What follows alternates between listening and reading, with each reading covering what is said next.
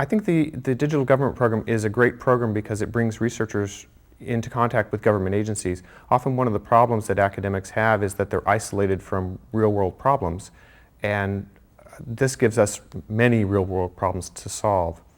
One of the challenges for the research community here is that the funding level is fairly small, and researchers often are faced with the choice of doing basic research or creating applications that will solve government problems. But it's very difficult to do both of those things at the same time. And so I see many of the groups making a choice in one direction or another. The goal of most NSF projects is simply to expand human knowledge in the area of sciences. We have a much more complicated, multifaceted set of goals for this program.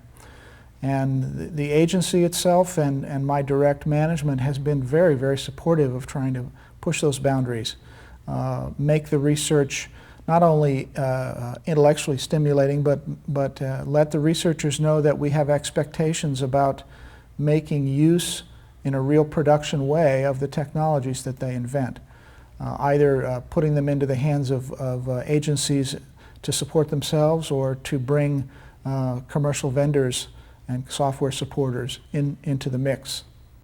In thinking about the future years of the program, I'm more convinced than ever that we need to keep a good mix of lots of different topics involved. We started out with a program that was primarily technical. Now we're talking about involving social scientists. The next thing would be to pay more attention to what happens to the technologies at the end of the grant. There's always pressure to focus the program down and make it a little more simple, make it a little easier to manage.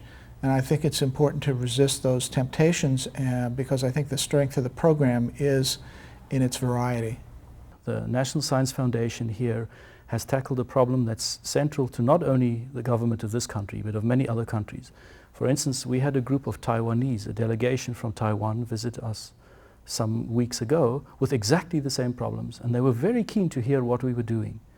I think if we solve this problem, this is going to be something that many governments all over the world will want to use to make their information available for their citizens.